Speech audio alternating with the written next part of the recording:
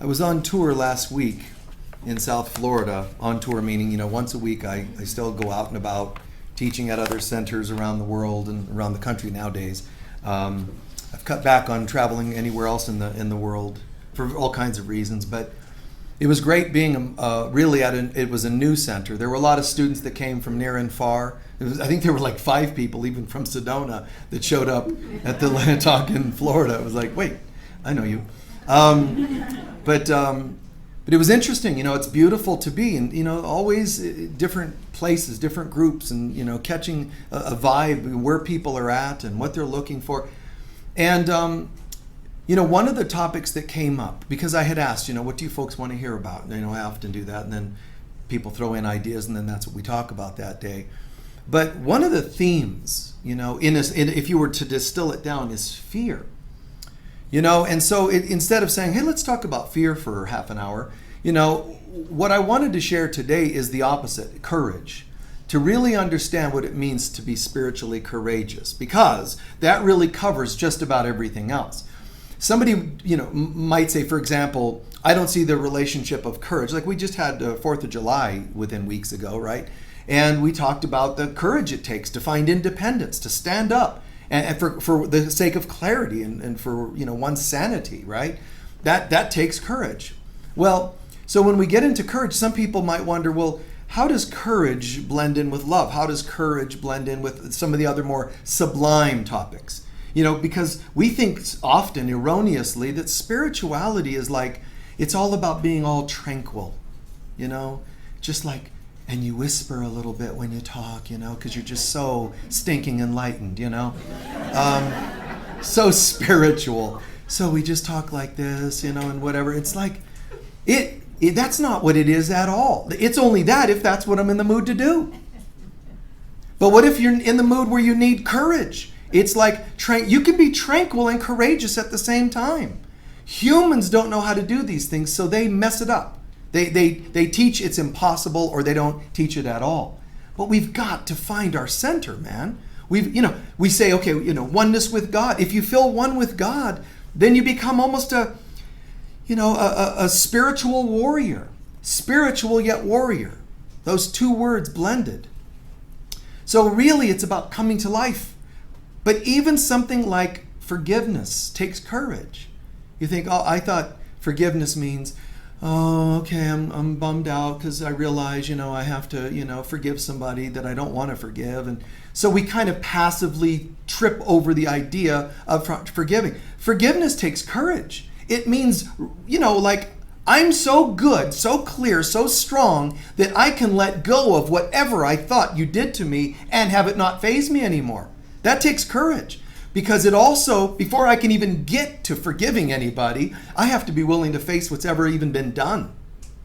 If I'm like, oh no, I'm good, that's not courageous, and you cannot forgive. Well, I've forgiven everybody, I just don't want to think about it. You're actually being coward. The coward. You're letting your fear get the best of you. You cannot heal what you don't bring to the light. And it does take courage to bring things to the light. When we hear about the concept of courage, there's lots of levels and lots of variables. So it's not just right or wrong, there's variations. But one of the most common is external. But the most important is internal courage. There's people that say, oh, I'm very courageous, man. I'm a thrill seeker. I've jumped from airplanes. I've done to prove that I'm so courageous. That's not actually courageous. Most thrill seekers are actually terrified, and they're overcompensating. Proving that they're courageous, because what they're doing is creating a false sense of chemical fear inside. I'll confront fear by jumping from an airplane or doing whatever. They create this false chemical version of fear, thinking they've now confronted fear, and think of that as a success of courage. When in fact, it takes greater courage to look inside ourselves. It takes far more courage. It's easier to jump from a plane or skydive or whatever, people do things like that, or jumping off cliffs with a parachute, all these really, really amazing things. That's easy. Far easier compared to the journey inside. Looking at our shadows, looking at our gross memories of things we've done and things done to us. In fact, that's why, like I said, people will go and jump and do and get stimulated, like versions of adrenaline rushes to avoid that very thing. That's what's amazing, is to be the courageous, to find the inner hero. In Greek mythology, they consistently would say that the heroes that become, demigods and goddesses, humans that become like masters. We got to stop this, we're just humans and we're messed up, and then there's ascended masters, and aren't they wonderful, Saint Germain and all that. You're supposed to become one of them. Stop talking about it. We have to live this. Living mastery, living ascension. We have to become these things. But those demigods of Greek mythology and other mythologies, Norse mythology, it could be from Northern Africa, all kinds of mythologies, they tell us the same thing. You cannot become that greater thing without first descending into hell, without first looking at yourself. Remember Star Wars, there's the scene or whatever where Luke's talking to Yoda, the version of a master at that time, and Yoda's telling me, he's going to have to go into this cave, and he says, well, what will I find in there? And he says, only what you bring.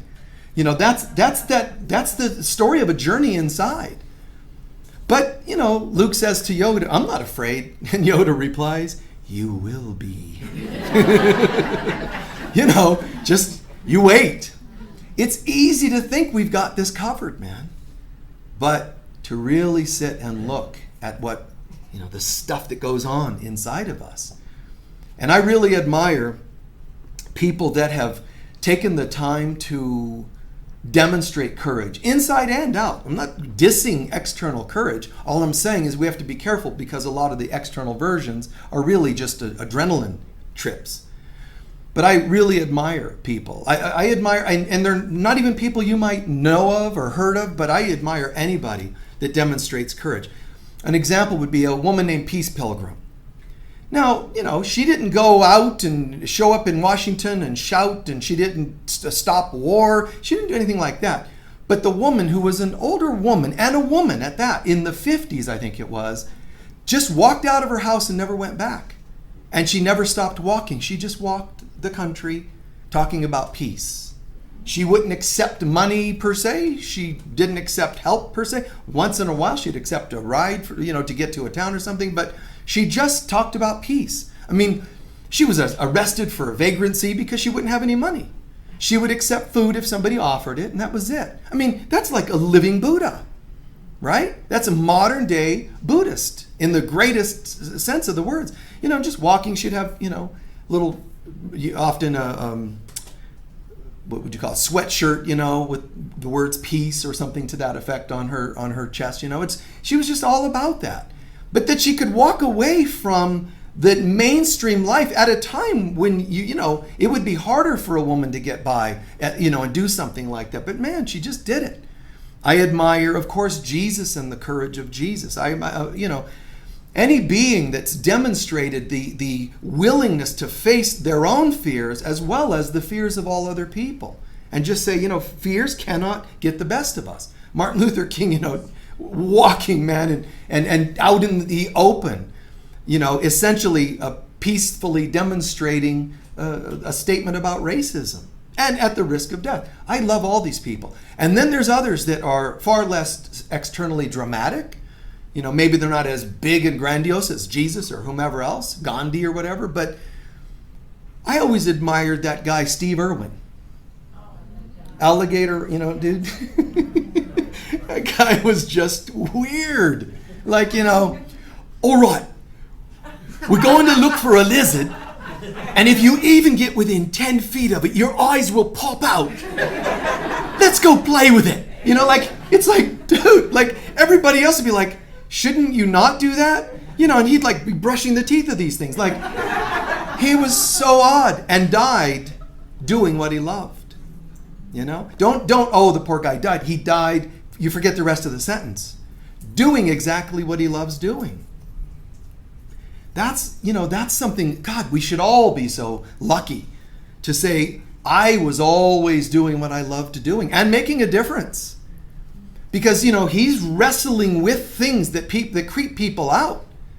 Now you can say that's a linear thing, an external thing. He's chasing lizards and all kinds of weird, snakes and whatever else. But what's the metaphor of that? Isn't that a metaphor of somebody wrestling with mankind's fears and saying, you know what? These are critters. These are just critters. They don't actually, there aren't actually, reptilian beings on the Galapagos Islands looking for you in Sedona, trying to hunt you down. These are just critters getting by. And people make them good or bad. And he's like saying, let's neutralize that stuff. He didn't walk around talking God and, spiritual sublimities, things that are just like, wow, look at how beautiful. He didn't get into all that. He just lived it. And you could see, I remember from the first time I even saw that guy, I thought, wow, this guy is unique. And I remember, in his passing, everybody was very moved, about a speech his daughter made, about how proud she was of him living the life. So it takes courage to live the life. I mean, it can even be coming to this town or moving to a new job or saying I'm going to end a relationship. These are not linear things. These are initiations. These are tests of life. If you die and you didn't do that thing you knew in your heart you're supposed to be doing, whether it was personal, family, global, whatever it is, if you didn't do it, on the other side, all they're going to wonder is, why not? Now, they're not because they're curious. They're asking why not so that you can figure out what you'll be doing in your next lifetime. You see what I'm saying? All it is a test of ourselves. On the other side, they're not really like, gosh, we were hoping you were going to do this. You were committed. We had a contract. You promised it. It's not like you're guilted into what you should have done and didn't do. It's more about us having to look at ourselves. Why did you not do that? Didn't you say you wanted to do that and you wanted to step up and transform parts of yourself? What happened? I just became too scared. And they'll say, that's okay. Don't worry. We can rearrange another lifetime where you can do that again. My question is, why would you want to do that? That old question, right? If not us, then who? And if not now, then when? Just why not? Just step up.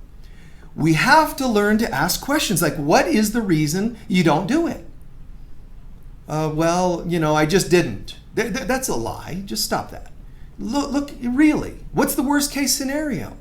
What are your greatest fears? And what's the worst thing that can happen if you did do such and such?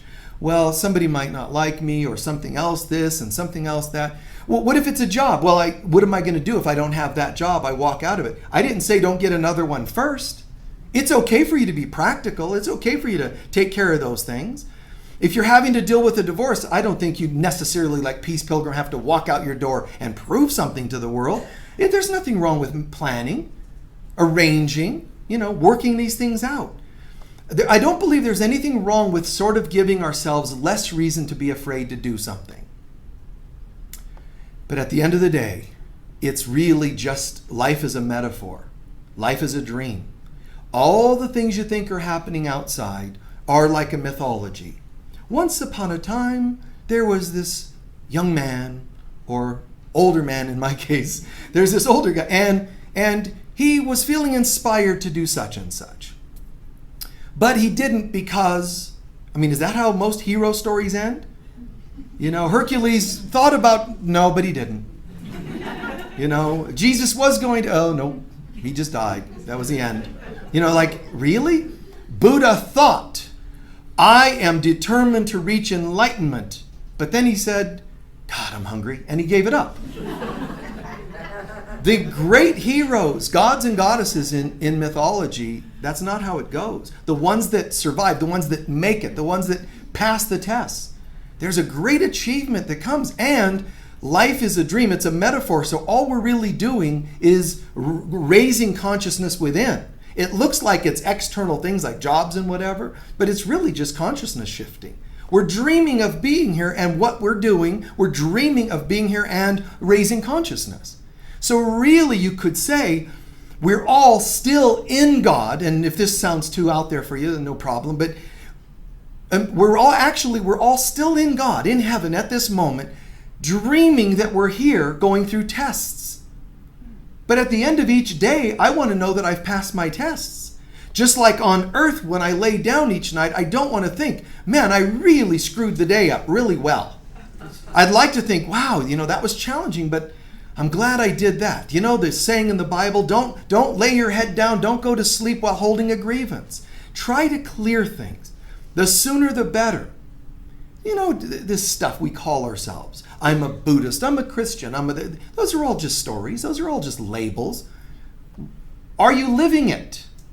Don't just say you're this or that. Are you living it? Are we living it day and night? Because at the end of that day or night, we have to answer to ourselves.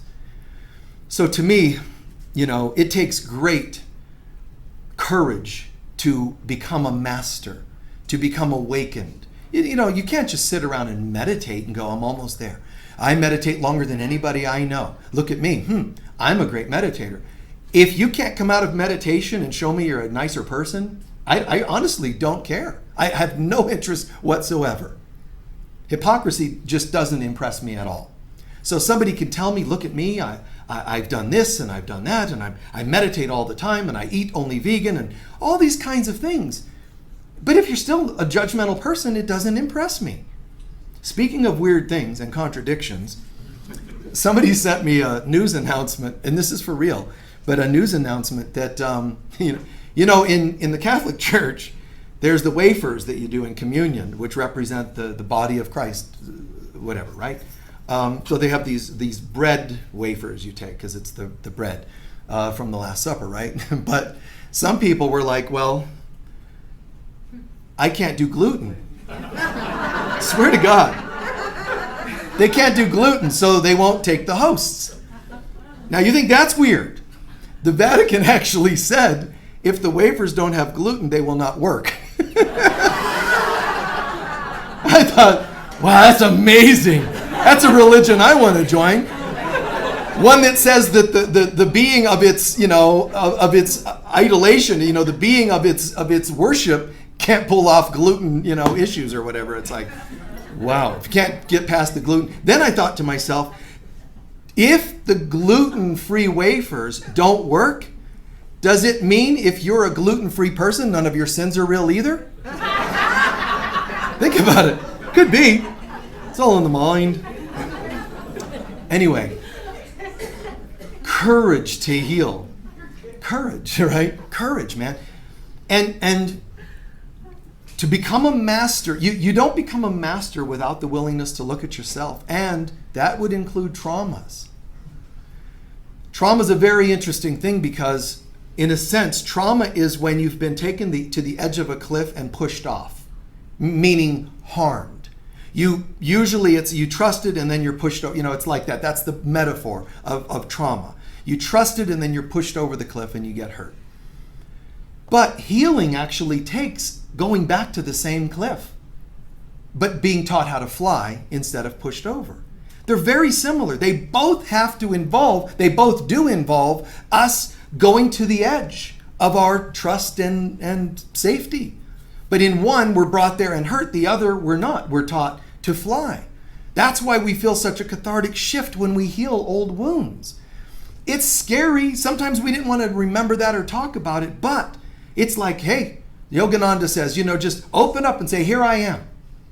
Here I am, all of me. Don't say, well, here I am, part of me, or let me hide this. It's like, just show yourself. Because if God looks at you and you're saying, here I am, man, all my weirdest and greatest attributes, whatever, just here I am completely, all God does is love. Now, what about people, though? Because I'm not just worried about what God thinks. I feel like God will probably be pretty okay with even the strangest parts of me. But it's people I'm concerned about. Here I am, and there's always going to be people throwing tomatoes at me, And it's like, wow. Well, if they're of a concern, then you just don't. That's it. You're done. You're not passing any tests. If everybody else is going to determine your courage level, then you're already up creek. But you say, here I am. This one's going to say you shouldn't have done that, and this one should have said you should have done more of that. I mean, there's left and right. You just can't win. So it's here I am, and knowing the real spiritual God self in everybody will not throw the tomatoes. It'll be their egos that throw the tomatoes. It'll be their broken selves that throw the tomatoes, the judgment. And how much do you want to care about that? Because if I allow your ego to influence my level of peace, that makes no sense. Why would I have expected your ego to be okay with my level of peace, gaining greater levels of peace? That's contrary to what the ego wants anyway. So I really, really love when people can be courageous, even if it's in the most humble ways. And I really admire people that are saying, hey, you know what? I'll go to the edge. I'll talk about whatever I need to talk about. I'll face whatever. It could be the past, For me, even coming to Sedona took courage, because of so many changes that had to happen for me to get here. And the bizarre competitiveness in this town amongst teachers and healers and all that. It was like very odd, and it certainly wasn't why I thought I'm going to move to Sedona so I can have a bit of that, But we do what we have to do. So I had to decide, is this worth it? And then say, it is. I came upon an accident once, man, and, I didn't start my day going, I would love to see a terrible accident. But I came upon an accident, a guy in a motorcycle accident, and part of his leg was over there. And I'm like, I could think of all kinds of things I'd rather be seeing today. But somebody had to go find it. It was off to the side, his part of his leg. And I did. You just do what needs done. That's part of what courage is. This is what needs done. It's the next right thing. So I go and I pick up this, lower part of his leg and foot and all that. Bring it over, and the paramedics are then arriving. I'm getting it to them because it got put it on ice and they might be able to save it, But it's like, this is what needs done. And I remember one time I saw this lizard in a trap, and it wasn't going to get out. It was badly in this trap, and it wasn't going to survive. Now I'm looking at that, and I could just go, well, I'll just walk away from the trap. It'll just die eventually. That doesn't feel good. What I need to do is kill it. Oh, that doesn't feel good. I'm going to first try to, extract it from the trap, and that was making it worse. So I'm in a no-win situation. I'm like, geez, I have to kill this thing. There's nobody else around. I can't say, oh, listen, can you kill this thing for me? And just try to pass the buck. You got to do what needs done. So I'm like, okay, and I had to get this rock, and sit there and, and some people go, oh, I'm tough, I'm courageous, I can kill it. See, killing it, but not looking at what it's bringing up is not actually courageous. Being afraid, being scared, being annoyed, I was all those things. I was ticked off too. I was like just ticked off that it has to happen and that there's nobody else, and that, I was all these feelings. So I'm like, okay, I had to just put aside all stuff and concentrate on the thing at hand. I said a little prayer for it, as you should, I'm sorry. I'm sorry is not what people say it is. It's not a statement of weakness. Those are just weak people telling you it is.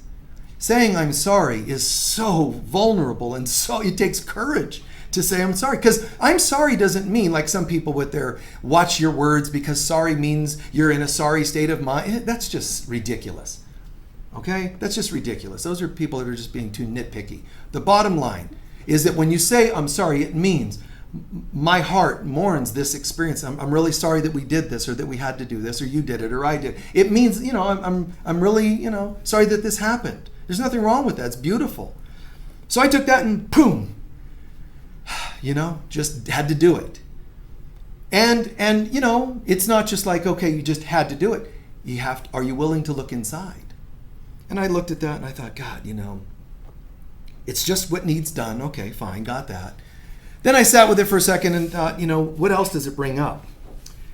And I thought, well, I remember one time I was doing some yard work over at my dad's house, and this bizarre lizard, never seen anything like it. It had this slick, it wasn't scaly, it was this slick, smooth, bizarre texture and color. It was so trippy looking. And I said, Dad, look at this. And I'm like, close, like, wow. Over my shoulder, wham, with a hammer, and just mashed it. And I just sat there in disgust and shock. So some of that was coming up when I had to do that thing. See what I'm saying? Stuff brought up stuff. But that wasn't enough. I also realized that It's the whole feeling of being in this world and seeing stuff happen that we have to deal with. You know, seeing a woman in pain, but she's going to deliver and it's going to be okay. That's good. But seeing her in pain, seeing people afraid to die. The lizard thing becomes everything. It becomes every client I've ever had. All these things are connected, and we have to be willing to look inside at what these things bring up. If ever I've known somebody that's struggling with some issue or mortality, it's the same, it brings up the same stuff as the lizard. Because you know, sometimes people are in stuff that's so entrenched, they're probably not going to get out of it in this lifetime. They may pass over instead of being healed. They may not, you might know for sure they're not going to ever let go of that relationship. And that's like the lizard. You see, so the lizard thing brought up everything. Is that making sense? But we have to learn to see things in quantum levels like that. I'm not saying you overanalyze things, but you just start to realize, wow, you know, this is much bigger than I thought. You know, this isn't just that. It's what does it bring up inside of me? And then being able to take the right action. You know, can we do that? Can we all take the right action? One of the things I've done in my life is having to decide what to do in terms of like healing work, or having taught, you know, written a book on sacred sexuality, or taught healing in this area. One of my points to that was like, sometimes I feel like saying to the world, like, guys, let it go. Like, sexuality is such a wounded issue. I felt like, let's talk about it. Let's teach about it. But what comes up, like I'm going to move to Sedona. What comes up isn't just moving to Sedona. It comes also all the competitiveness and pettiness of other teachers and healers that get weird about that sort of thing when somebody comes to town. Well, it's the same thing. Go and teach about sacred sexuality. I'm just thinking, okay, cool. This will be really good for people. Then you realize there's most women that have been abused, most of the time it's from a male. So you don't get to just teach, you get to take the hits of all that. And then there's also issues of, you know, the common stereotypical opinions of males and sexuality. So you don't just enter a thing and do it. Martin Luther King doesn't just go, I have an idea. Why don't we just talk about racism? And everybody will be okay with that. Everybody was not okay with that. Right? Everybody was not at all okay with that. People attacked him. So it doesn't mean you have to be attacked, but sometimes when you say, I'm going to end the relationship, this isn't going to be just the only sentence shared. With it can come everything else, like the lizard story I shared. With it can come everything else. That's why I was sometimes, and still am, sometimes a little bit hard on teachers that hurt people. Like especially the Tantra teachers and sacred sexuality. They're too often predators. And it's not like I'm trying to harm them or their careers, but I'm saying, guys, you're ruining the subject more. We're trying to bring healing to people, and you're sort of twisting the topic more, and it makes it hard to teach. You know? So what can we do to make a difference? But man, be advised. Whatever topic you want to bring to the world, starting with your own shifts, I don't mean you have to always preach to the world, but starting with any changes you want to make in your life, with it comes everything else. If you're a successful business person and you have a family and you say, you know what? I just want to paint. I don't know what it is. You're going to have the opposite voices saying, that's very irresponsible. You're not going to make a living like you were with painting, but you have children to feed. You know, your intentions are not like, hey kids, guess what? You're going to learn how to fast because I'm not working anymore. You know, that's not at all what you're doing, but people are going to tell you that's what you're doing, that you're being insensitive, right? Now, the behaviors and reactions of people for the great work that you do and that I believe I have done in my life, the reactions they have are insensitive, they're hurtful, and so forth. But they're also tests. If they're spouting, they're failing their tests. That's why I've said to you, man, you hear somebody gossiping about, especially about good people, but you hear people gossiping, it's a test. What are you going to do about it? Enable it or step up and say that's enough? What you're saying is not true, so stop. Correct them, teach them, step up and do something. You don't have to, but if you don't, you're failing your test. But all the stuff that goes on, It's not nice that people are attacking you and commenting, you're a contractor, all contractors do that. You're a car salesman, all car salesmen are like that. See, if I was a car salesman, I would find a way to try to change the reputation of car salesmen. I'd be like, okay, how can I, you know what I'm going to do? I'm going to give rebates back to people that buy cars from me. And you know what that's going to do is make those people appreciate it. But it's going to tick off all the other car dealers because you have a nicer reputation. You see what I'm saying? With every act of goodness comes all the stuff, which is not very nice of those people. Clearly they're in their ego and they're insecure and all that. And a lot of times that's why people attack you, typically because they're insecure and they don't like that you're shining. But we also have to take it as our own test. If you don't like being the car salesman who gives rebates to buyers and has a great reputation, and with it comes other, car salesmen that don't like you because they're not selling as many cars. If that's an inconvenience, then don't be nice. Lay low and don't shine. That's the other option we have. Stay married. You don't want, the family to be upset, so stay married. See how that flies. And you're going to come back and have to deal with it anyway. Think about it. If I don't take any greater actions, most importantly, why? And I have to say, man, if it's a fear, for me, generally, if I see that it's because I'm intimidated in some way, I'm almost definitely going to get up and go just because of that. If I know I'm being controlled by fear, I almost always have to get up and just go. Because in my mind, I cannot sleep well, so to speak, thinking that I would let that happen. But in your own lives, please consider it. Why are you afraid? What's the worst thing that can happen? And typically the worst thing that can happen, of course, is miracles is telling you, you're always trying to preserve the body. You're always trying to preserve the lower self. It isn't God you're trying to preserve because the God self is already fine. Well, my mom will be mad. Who cares? Like, big deal. She'll be mad. As soon as she dies, she'll get over it. I don't mean that in a rude way. I mean, when she dies, somebody on the other side will explain it to her.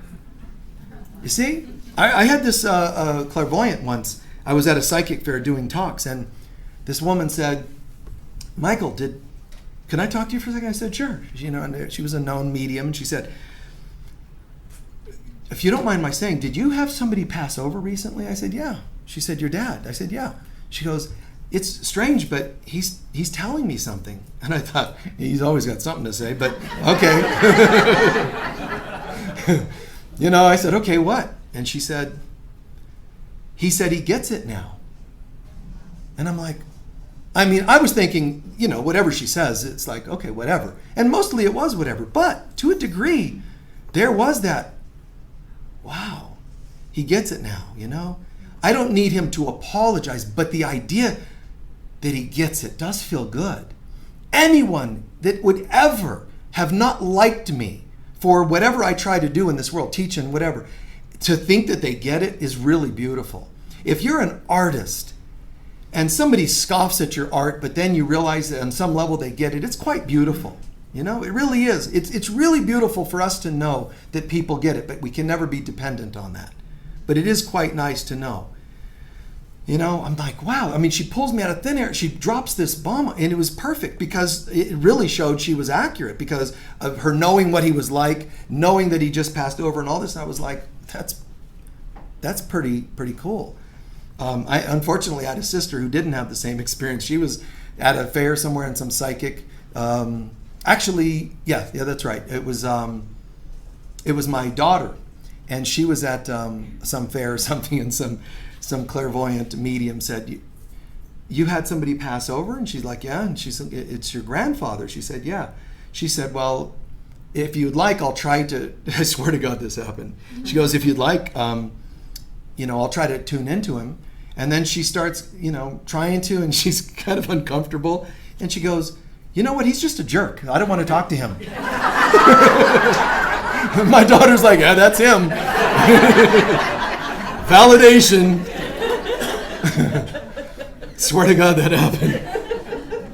The clairvoyant. What she said was he's a prick. But, she did. She said, and I don't want to talk to him. He's really a jerk. And my daughter's like, yeah, that would be him. So here are some closing questions. What are you afraid of? Learn to ask that. But if you are afraid, if you have a partnership, I'm not pushing you on this, but does your partner know your biggest fears? And if not, why? It's a really amazing conversation to have.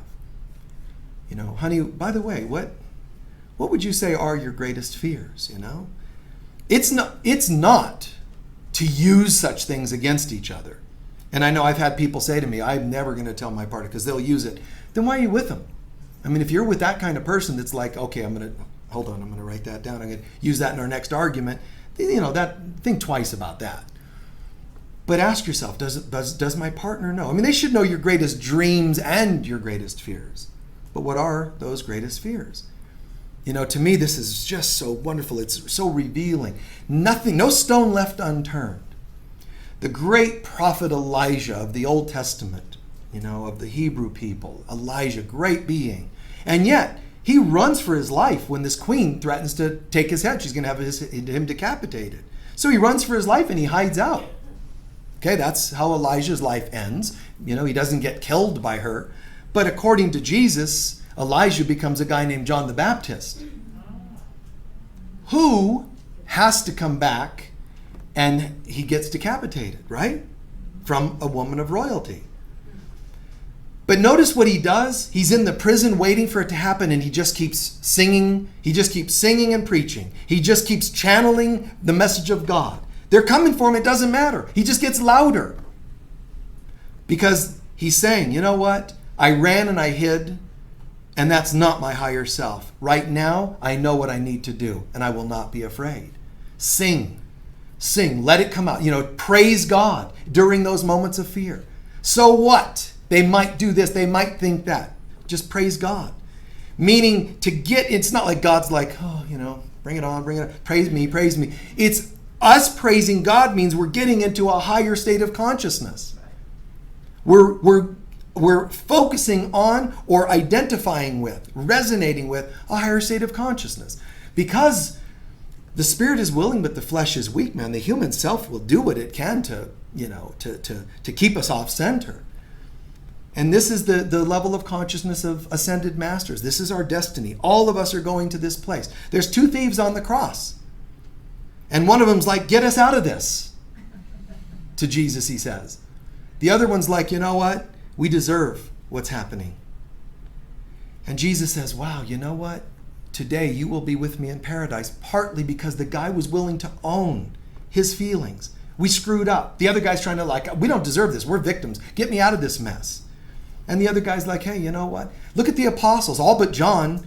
They all died horrible deaths. But they weren't such great people when they were living. You know, Peter was a bit of a pain, you know. And so he dies this death, but they just step up and do it. Meaning not that you have to look forward to negatives, but don't be afraid to face whatever you have to face in this world. Nothing of this world can actually touch you. A spirit came to Martin Luther King and told him when he was praying desperately, it said, they cannot harm you. And obviously he gets killed, so they lied? No. They were talking about him, his soul. These people cannot touch the real you. Let them do as they may. But you do what you need to do. Do the next right thing. You know? And so we step up and we live it. And life is going to have its crucifixions. I'm going to have mine, and you know, you're going to have yours. You can't have my issues and I can't have yours. You have yours, and that's enough for the day. You know, that's enough for you to work on whatever your issues are, but be willing to face them. Is there anything you've not done in your life because of a fear? Why would that be okay? Or another way to deal with it, if you need to navigate fears and issues, consider asking yourself simple things like this. Let's say that you were inhibited about ending a job, relationship, or whatever it happens to be. But you were inhibited because of what might happen. Just ask yourself simple questions like, what if this were your child asking you advice?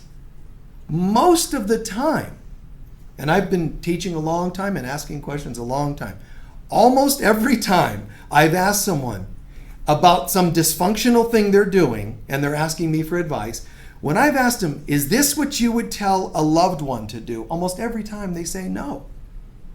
Think about that. I mean, that's twisted. But that's us. It's twisted.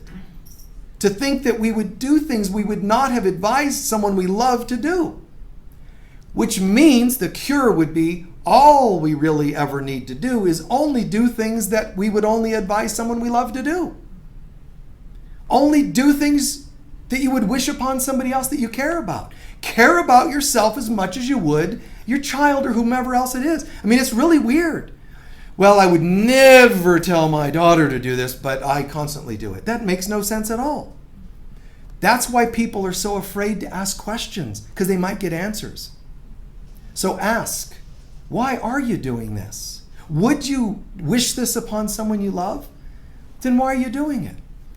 It takes courage to be spiritual. And people that are spiritual and not courageous are not truly spiritual.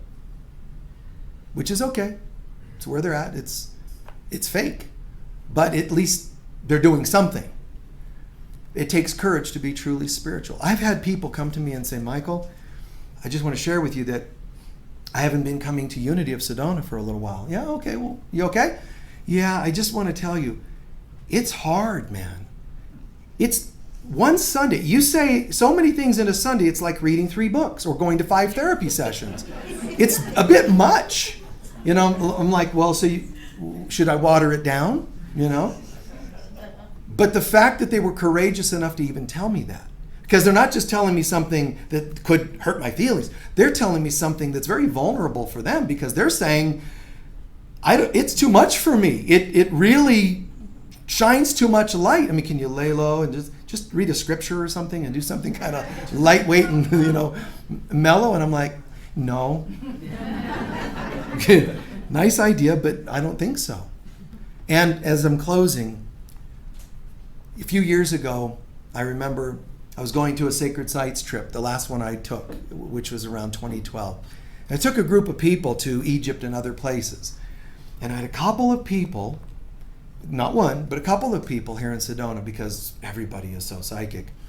But I had a couple of people say, Michael, you really shouldn't go on this trip.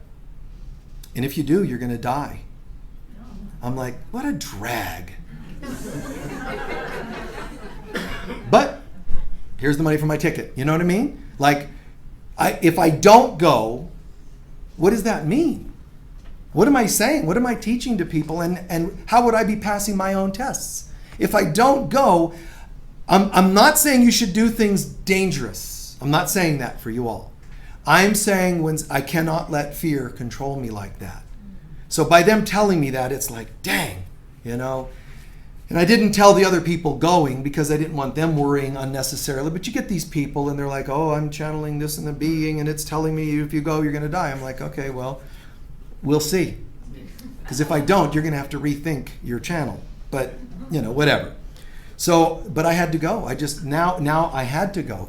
But I got to tell you, there were some moments that were quite odd. Nobody knows any of this. But when we arrived, true story, man. When we arrived, odd things happened from the get-go. We arrived and we're on the plane, and for some reason they're pulling certain people off when we arrived to go to one bus and others to another bus. And I'm like, well, that's odd, And so we had a second flight, and I'm looking and I'm noticing that certain individuals were sent on the plane sitting next to each of us. And I'm going, this is odder. But I'm signaling to the people in my group, don't talk. Don't tell them what you're doing here. Don't talk, and they kind of got the hint, knowing me. So we get off the plane, we're separated into a different bus, and we end up with police escorts, armed guards and police escorts taking us on the freeways in Cairo. It was the strangest thing. That was just the arriving and all that bit of strangeness. But one of the weird ones was at the end of the trip. We're getting ready to leave. We're going to go to the airport, so this could all be done now. And and I haven't really told folks about these predictions of danger. But I'm just kind of watching it, and a couple of them did know, and they were like, Michael, don't do this and don't go here and don't go. I'm like, I hear you, and I would just tell them if anything happens, I'm okay. It's the way it is. It is what it is. But this one moment, we're leaving. And I knew very clearly there was something I was supposed to pick up in Cairo that I haven't picked up or seen. We're on the way to the airport, so there's no time. So I'm like, we're on, and the bus is taking us to the airport, and I said to the guide, I said, is there a place that would have something like this? Well, no. And it's nighttime, everything's shut down. And I said, God, it's weird because my guidance was I'm supposed to pick something up here. And he said, well, hold on. They pull the bus over, and he makes a call. Next thing I know, a car pulls up, and they ask me to get off the bus. And I get in the car, and my friends are on the bus going, don't go. And I'm like, I can't not go. So, if anything happens, guys, it is what it is, man. Love you, bye-bye. And I get in this car, and, they take me to this museum. And they're saying, okay, and I swear it was really strange, but they had a couple of individuals with different sets of keys, each having to unlock different locks on this vault door to get us in the museum. I swear it was the weirdest thing. And so they open this up, and we go inside, and they're showing me all these things, and they say, what are you looking for? I mean, the fact that they would do this in the middle of the night in Cairo, and I'm walking around looking, thinking, am I even going to come out of this? I mean, this is really strange, but at the end, I just go, is there something like this here? I mean, you're not supposed to be purchasing the things at museums, but is there something like this? And they said, no, and then the curator said, hold on a second. And he went and came back with this box. And I said, oh. He said, yeah. He said, you're a Rosicrucian, aren't you? And I said, well, yeah, kind of. I mean, I'm into the Western mysticism, and I've studied all these things. He said, yeah, you have the same energy as my grandfather. And he said, I can see it. And this is a curator at a museum in Egypt saying, I can see it in your aura. And I'm like, wow. And he hands me this box, and I'm like, wow, okay. So I take the box, and long story short, I end up cutting the box, the layers of it open, and we found some parchment, some old scrolls and all that. So it ended up being something very magical and cool. But none of that can happen if somebody says, don't go or else, and then I listen to that. Again, this is a very tough thing to explain because I'm not telling you all to put yourselves unnecessarily in danger. I'm not saying that at all. But I am saying, please take time to look at what might be our own fears, what's worth walking through. If there are some things you absolutely cannot walk through, fine, don't walk through them. But try and consider what you can walk through. What's going to happen if you finally decide that your life is out of control and you have an addiction and you should surrender to the process? Oh, well, then my wife will be right. Well, she's right already anyway. Well, then she'll know it. So what? So what? People that surrender to such a thing end up being more loved and lovable. So to not be afraid of these things, what's the worst that can happen? I would rather let go of a relationship and be alone than be in one and be in hell, right? It's like, just face these things. Almost every time we've confronted fears, the next sentence out of our mouth is, we should have done this sooner. It almost never has been a negative outcome. Let's be honest about it. And we would never advise some of the things we've done, we would never advise to other people. So let's just, let's do what we can to come out and be brave and be courageous. I can say it's a drag, man. It is a drag, and people are inappropriate and they attack for different things, but that's part of the test. Very rarely have I said, you know what, this is a bit too much. I'm not doing this, and that wasn't easy. But the couple of times I have where I said, this is just too much crap, and I'm not going to do this. So sort of retiring from talking about and teaching sacred sexuality and that sort of thing for all kinds of reasons, but it seems like the greater good. I can still teach it. I can still talk about it. I have no problem with it, but such a damaged topic. I thought, God, I don't want to fail in that. There's people that really need this, but so many people that attack such a topic. So I, for the most part, said, I'm going to step back from that a bit. And I think it's the right decision still, years later. So think about what you can do and what you can't do. Be courageous, be brave. Remember, it's not about proving something on earth. If you walk through your tests and become more courageous, it's on the other side that you've actually had an awakening. Here, you may or may not see it, the results of it. But guaranteed on the other side, the one that's dreaming that it's here will wake up to a new level of consciousness a day later, because you will have passed your tests. So see things from a much deeper level and realize, Everything's but a dream, and it's a dream of my tests, the mythologies of my life's initiations. That's what it's all about. Let's take a few centering breaths.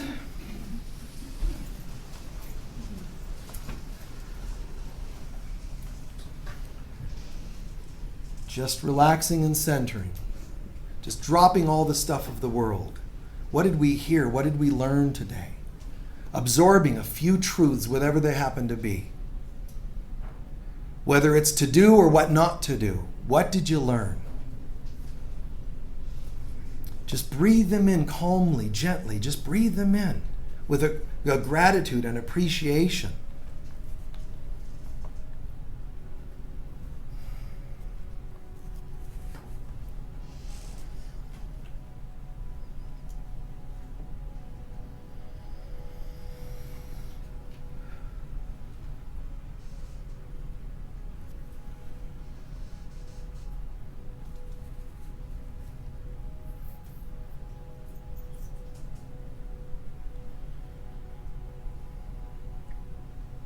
Remembering that true courage is not a human statement.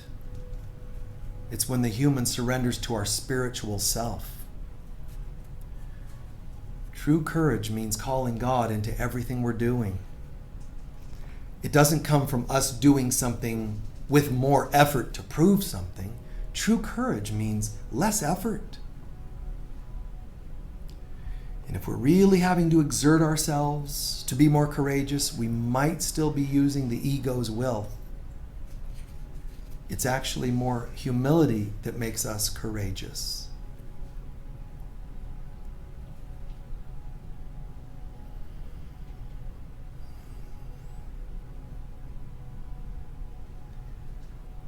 Absorbing anything that made sense today. Anything that could be helpful to you, absorb it as truth for you. And of course, look at how it applies in any way into your life. It doesn't mean you won't be afraid. Look at how you can apply spiritual courage in your life. It doesn't mean if you feel fear, you're failing. It's to feel the fear and do it anyway, if it's inspired. We can't say you won't be intimidated, that you won't have moments of fear. That's not the point. The point is that while you fear and while you feel faint, while you grow weary, while you're stressed and anxious, it's what you do about it, not to pretend it isn't happening. What do you do about it? So look into your life now and see the kinds of things that could push you a little bit, push and pull you, control you, keep you bound, afraid.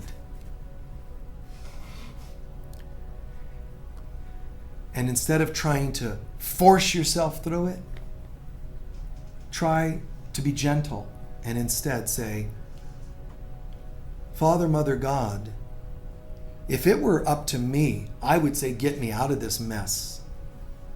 But instead, I'm going to say, be with me while I go through this. Be with me. Fill my heart. See, give me the mind that is beyond mind. Give me the spirit that's beyond spirit. Give me the courage that's beyond human courage.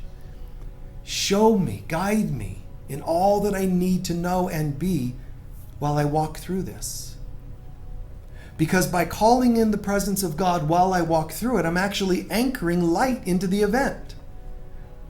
Instead of getting away from or escaping the event, bring light to it. Bring light to the divorce room. Bring light to the relationship issues. Bring light to sexual wounds and traumas. Bring light right into every illness, major or minor. Not get me out of this, fix me, heal me, God. But God, be with me while I have this. And see yourself, imagine, visualize yourself.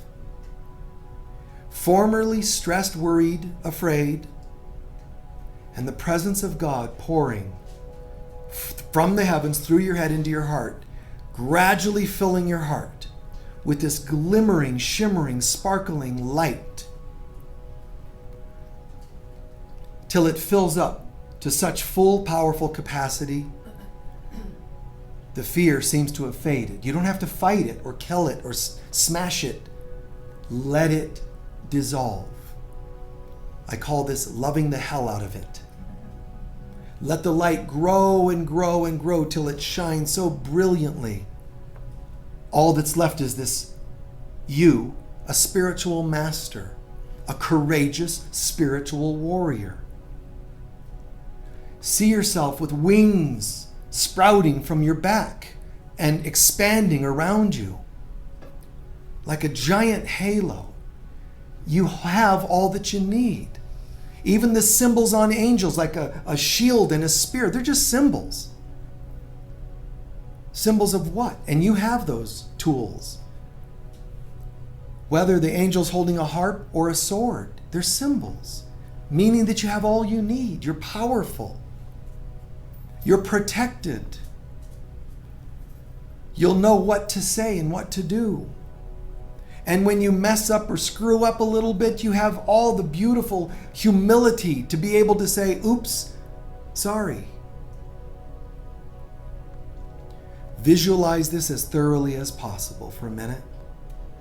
Whatever you're confronting, anything and everything, fears, aging, sickness, ostracized from your religion or from your family, whatever it is, see yourself glorious, untouched, unscathed by this stuff of life.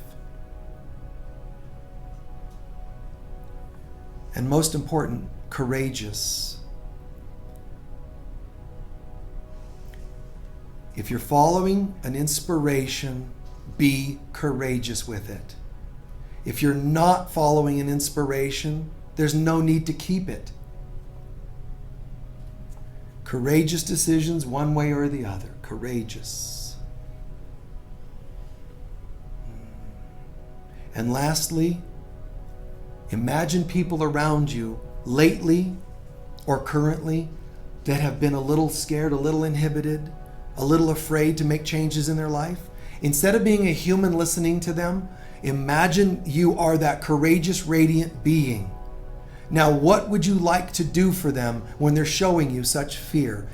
Imagine looking in their eyes and they can just see from your look that everything's going to be okay. From your smile that they're protected. Let them see an angel, a master. Let them feel the same confidence that you feel. Everything is okay, you're telling them with a look, with a smile. Everything is okay. Nothing can harm you. It's going to be okay.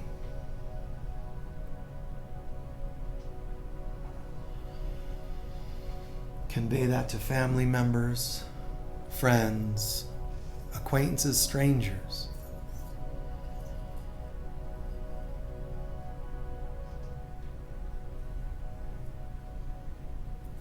And feel their gratitude and your gratitude as we come to a close. Just waves of appreciation from one to another.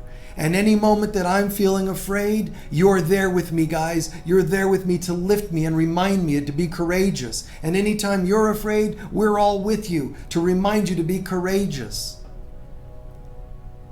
If we can't do this for each other, then we're really in trouble. Because then we'll be in the realm of forgetfulness, forgetting our divinity.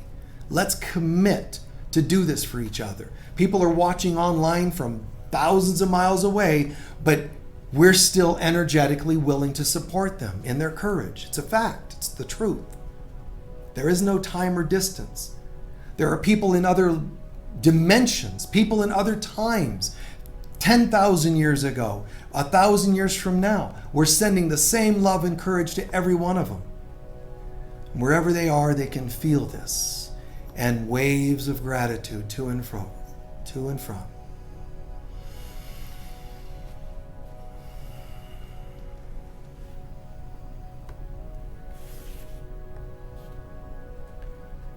And so it is.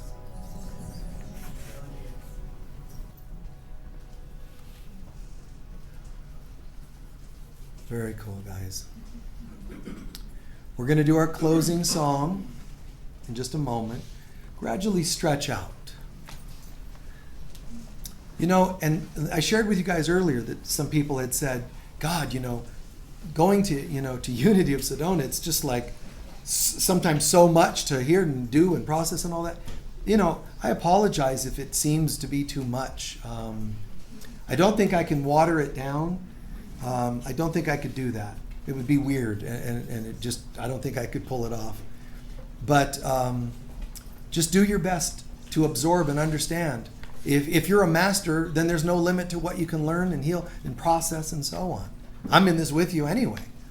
The deeper we go in consciousness, I'm being brought there too. As we go into healing, I go there too. Vulnerability, I go there too. So, I'm in this too.